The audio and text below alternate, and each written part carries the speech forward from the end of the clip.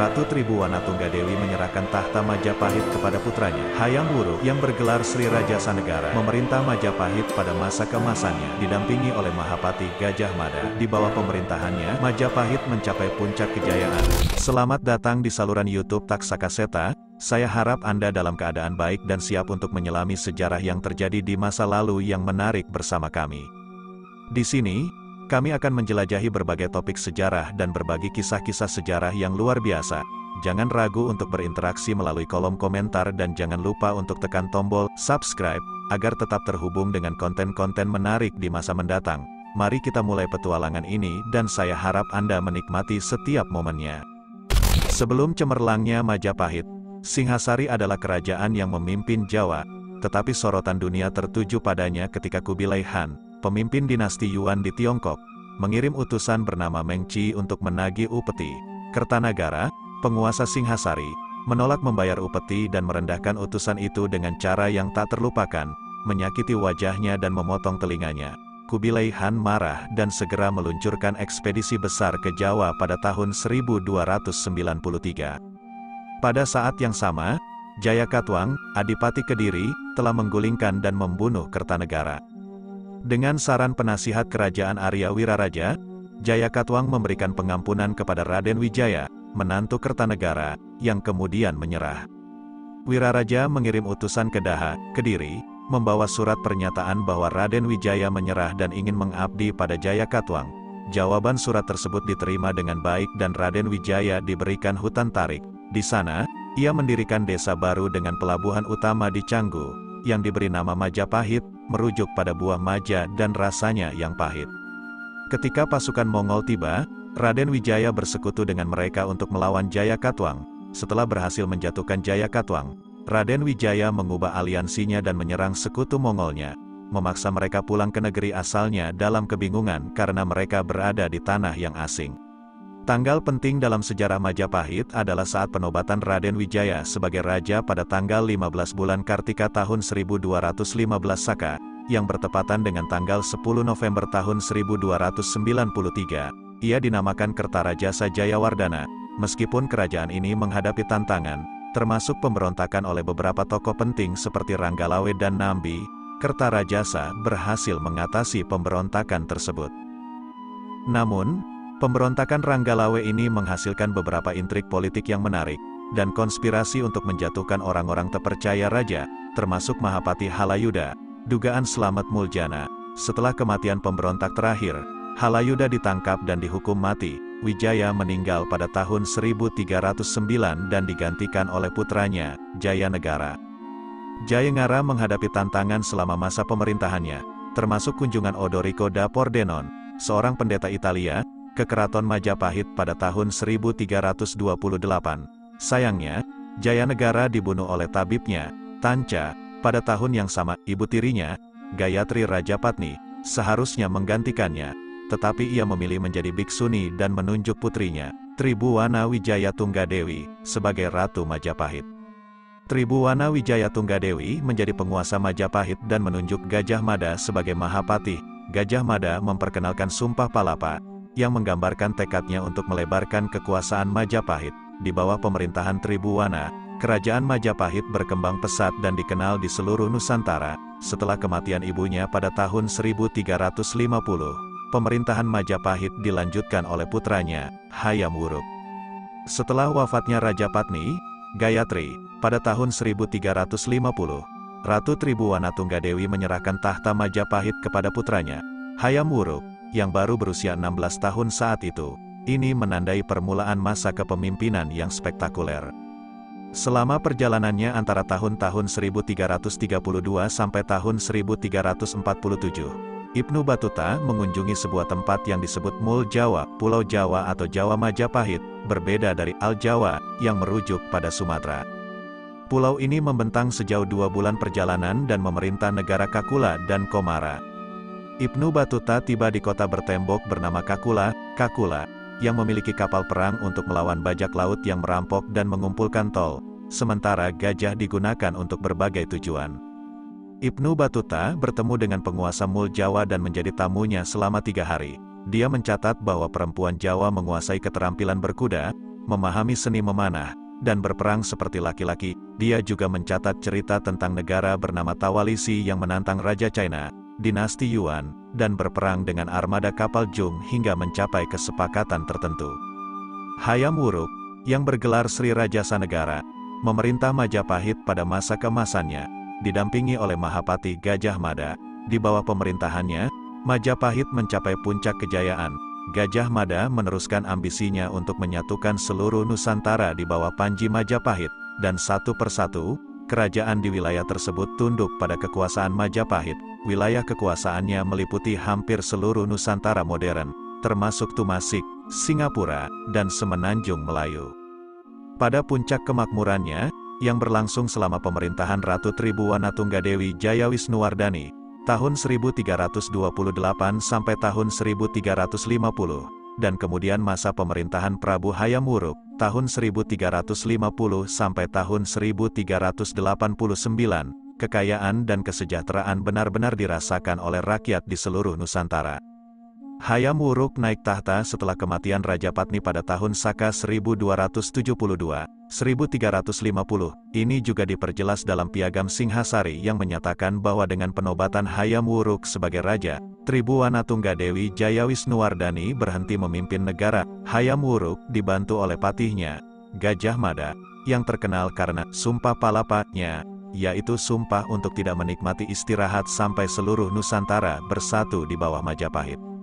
Pada masa pemerintahan Hayam Wuruk, hampir seluruh wilayah Nusantara dapat dipersatukan di bawah panji kerajaan Majapahit.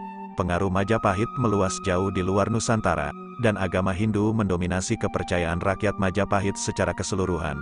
Meskipun Hayam Wuruk menganut Hindu, Gajah Mada adalah seorang penganut Buddha. Kisah awal Majapahit dimulai dengan berdirinya sebuah desa di Tarik, yang awalnya hutan belantara. Orang-orang yang dikirim oleh Arya Wiraraja membuka hutan tersebut, dan desa yang muncul diberi nama Majapahit. Setelah jatuhnya Daha karena serangan tentara Tatar, Mongol, dengan bantuan Raden Wijaya, desa Majapahit diangkat sebagai pusat pemerintahan kerajaan baru, yang dikenal sebagai Kerajaan Majapahit. Wilayah Majapahit saat itu meliputi daerah Singhasari, Kediri, Jenggala, dan Madura. Kemudian, kekuasaan Majapahit berkembang, mencakup seluruh Jawa Timur dan pulau-pulau sekitarnya, membentang hingga ke wilayah-wilayah seperti Sumatera, Sulawesi, Kalimantan, Kepulauan Nusa Tenggara, Papua, Maluku, Singapura, dan sebagian kepulauan Filipina. Setelah pemberontakan Ranggalawe dan janji yang diberikan oleh Raden Wijaya kepada Wiraraja, Kerajaan Majapahit terbagi menjadi dua. Bagian timur, termasuk daerah Lumajang, diserahkan kepada Wiraraja. Namun, setelah penaklukan Sadeng, Majapahit memperluas wilayahnya hingga mencakup seluruh Jawa Timur dan Pulau Madura. Puncak kemegahan Majapahit pada abad ke-14 berangsur-angsur meredup setelah kematian Hayam Wuruk pada tahun 1389. Pasca wafatnya, Majapahit memasuki periode kemunduran yang dipicu oleh konflik suksesi yang sengit. Akibatnya, beberapa wilayah Majapahit di bagian utara Sumatera dan Semenanjung Malaya memproklamirkan kemerdekaan mereka. Semenanjung Malaya, sebagai contohnya, jatuh ke dalam kekuasaan Kerajaan Ayutthaya dan nantinya Kesultanan Melaka dengan dukungan dinasti Ming. Putri Mahkota Kusumawardhani menjadi pewaris Hayam Wuruk. Ia menikahi sepupunya sendiri, Pangeran Wikramawardhana. Hayam Wuruk juga memiliki seorang putra dari selirnya, yaitu Wirabumi, yang juga mengklaim haknya atas tahta.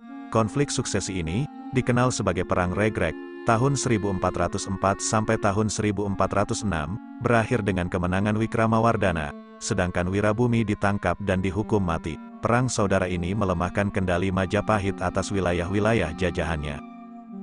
Pada masa pemerintahan Wikramawardhana, ekspedisi laut dinasti Ming di bawah pimpinan Laksamana Cheng Ho, seorang jenderal Muslim China, beberapa kali mencapai Jawa antara tahun 1405 dan 1433. Ekspedisi Cheng Ho menciptakan komunitas Muslim China dan Arab di kota-kota pelabuhan pantai utara Jawa, seperti Semarang, Demak, Tuban, dan Ampel, yang menyebabkan penyebaran Islam di wilayah tersebut.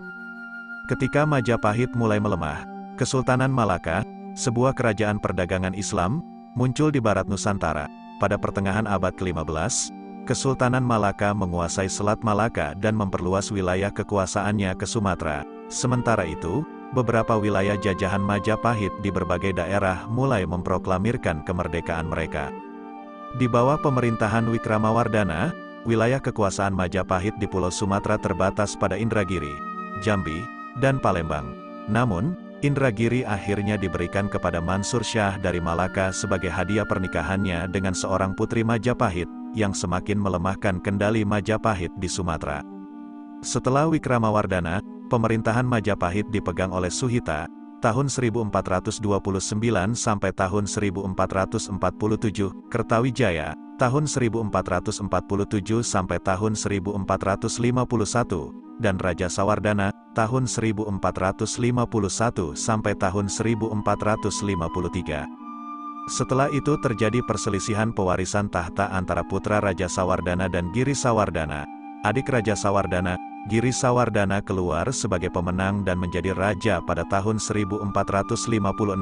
Ia wafat pada tahun 1466 dan digantikan oleh Suraprabawa, Singhawikramawardhana, adiknya. Namun, pada tahun 1468, Brekertabumi, putra bungsu Raja Sawardhana, memberontak melawan Singhawikramawardhana. Setelah terjadinya perjuangan berkepanjangan, Ranawijaya akhirnya mengalahkan Kertabumi pada tahun 1474 dan menyatukan kembali Majapahit. Hal ini ditandai dengan prasasti Trailokyapuri, Jiu, dan Petak. Namun, akibat konflik ini, kekuatan Majapahit melemah, dan mulailah era kebangkitan Kerajaan Demak. Dengan demikian, Majapahit, setelah mencapai kemegahan di masa lampau, mengalami kemunduran yang ditandai oleh konflik internal, kemerdekaan wilayah jajahan, serta pergeseran kekuasaan di Nusantara. Era keemasannya pun berakhir, membuka babak baru dalam sejarah kepulauan Indonesia. Pada tahun 1474, perang antara Kerajaan Majapahit dan Demak pecah. Kerajaan Demak, yang telah menjadi penguasa dominan di pesisir Jawa, mengambil alih daerah Jambi dan Palembang dari kekuasaan Majapahit yang tengah berfokus di pedalaman Pulau Jawa. Kekalahan Brekertabumi dari Ranawijaya pada tahun tersebut menjadi pemicu konflik ini. Meskipun konflik ini sudah mereda ketika Patih Udara menggantikan Girindrawardhana dan mengakui kekuasaan Demak, perang kembali berkobar ketika Patih Udara meminta bantuan Portugis untuk melawan Demak. Pada tahun 1527, Demak melancarkan serangan terakhir ke ibu kota Majapahit, yang mengakhiri sejarah kemegahan Majapahit. Tanggal penting dalam sejarah kemunduran Majapahit berkisar antara tahun 1478 hingga 1527. Tradisi Jawa menggambarkan tahun 1478 sebagai wafatnya Brekertabumi, yang juga dianggap sebagai waktu pergantian dinasti dan berakhirnya suatu pemerintahan. Dengan jatuhnya ibu kota Majapahit yang dihancurkan oleh Demak pada tahun 1527, kekuasaan kerajaan Majapahit pun lenyap dari peta sejarah. Catatan sejarah dari berbagai sumber, seperti Tiongkok, Portugis, Tome Pires, dan Italia, Antonio Pigafetta, mengindikasikan bahwa kekuasaan Majapahit berpindah dari tangan penguasa Hindu ke tangan Patih Unus, penguasa Kesultanan Demak, antara tahun 1518 dan 1521. Sisa-sisa keluarga Majapahit yang masih bertahan mencari perlindungan.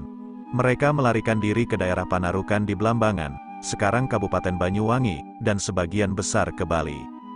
Demak memastikan dominasinya sebagai kerajaan Islam pertama di Jawa, sementara kerajaan Hindu yang tersisa hanya mencakup Pasuruan, Panarukan, Blambangan di timur, dan kerajaan Sunda yang berpusat di Pajajaran di barat. Seiring berjalannya waktu, Islam pun menyebar dengan mundurnya masyarakat Hindu ke pegunungan dan Pulau Bali.